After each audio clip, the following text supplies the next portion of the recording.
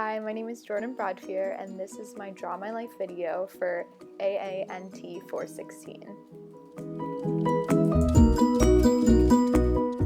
I'm currently 20 years old and I live with my mother and father in the Tibet region, located in West China.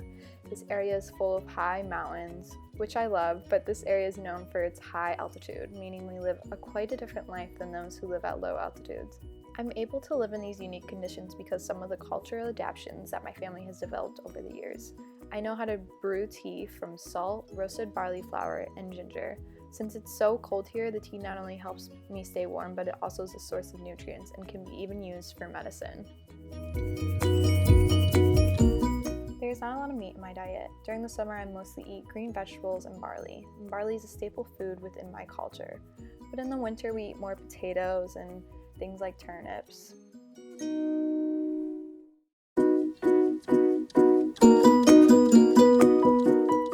My family has developed important relationships with farmers that allow us to obtain these types of crops.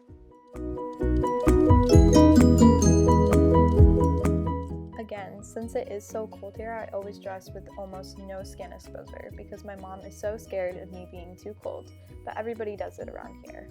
Ever since I was little, my mother was wrapping me in so many layers, including leggings, inner garments, sweaters, and hats. She would nurse me in the warmest locations she could find, take me outside on the sunny days, and wrap me in multiple blankets. Our resources of fuel and wood are limited, so being fully clothed and building stronger shelters is the best way to stay warm. My body composition is also quite different from my past relatives. I have shorter limbs and a torso that allows me to keep in as much oxygen as possible. Even though my body is smaller, my thoracic cage is larger, which allows me to have more oxygen enter my body than leave. All these techniques and developmental adaptations about how to conserve my energy, heat, and oxygen all started with my great-grandmother. She migrated to this area with some of other family members after she'd been living in low altitudes for the majority of her life. She had to absorb knowledge from others around her so she could survive in this type of environment. I always wonder why she made the decision to migrate here, especially while she was pregnant with my grandmother. But in some ways it helped with raising my grandmother in healthier ways, because as she adapted to the environment, the milk, fat, and energy within her breast milk was increased. But she really struggled when she first arrived. She was scared of all the different problems that she could possibly face. Giving birth and being pregnant here was going to be difficult because of the change in oxygen levels. She knew she was going to be at higher risk for complications such as preeclampsia, intrauterine growth restriction, and gestational hypertension. There was also a high chance that she could have a preterm delivery, leading to a higher possibility of low birth rate. And this is exactly what happened. She knew that wasn't going to be her last struggle though. The hypoxia was going to affect her in many other ways, which happens to almost every migrant when they first arrive because the oxygen levels are so much lower when compared to other levels of altitude. And migrants' bodies don't know how to deal with that. This then leads to problems such as pulmonary or cerebral edema, pulmonary hypertension, and even a prevalence of glucose intolerance, which shows that they have a higher chance of developing diabetes. She also knew that she would be at higher risk for HAPC, or high altitude polycythemia, a chronic disease that means there's too many red blood cells being produced. She was also informed that carriers of EPAS1 are at higher risk, which scared her even more. There are many individuals here that have been in the area for a long period of time, and I don't see them struggle as much as my family does with sickness or reproductive problems. There are so many big families, and then I'm an only child because it was so difficult for my mother to get pregnant. Women here have a higher fertility, a higher number of live births, and a higher rate of infant survival. I have even noticed genetic adaptations in others that I don't have.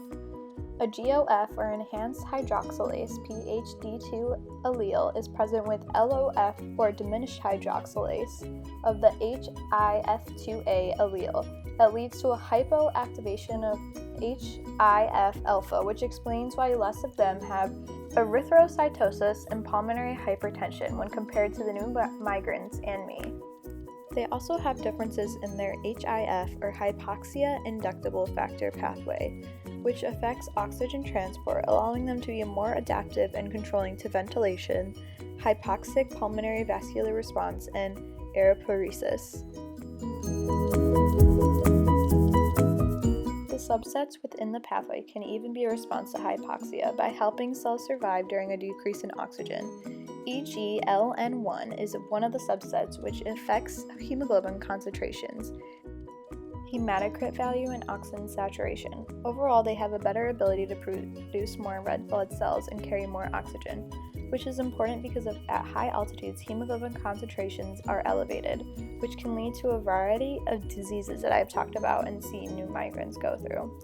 Another girl that recently migrated here is an Andean. As we quickly became friends, I realized our populations shared a lot more differences than people notice.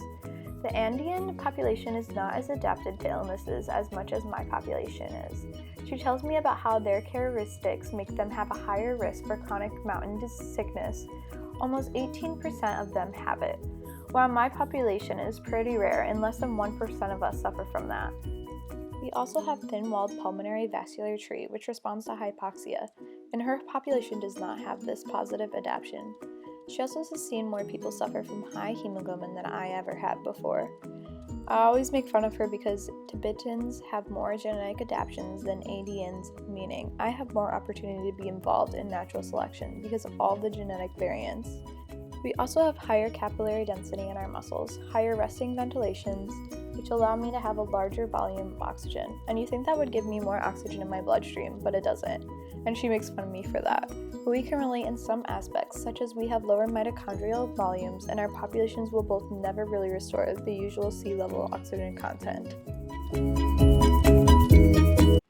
Migration and adaptation to high altitudes can be hard, but there is also many benefits that can be passed through generations. I hope you enjoyed my story about Tibetan migration.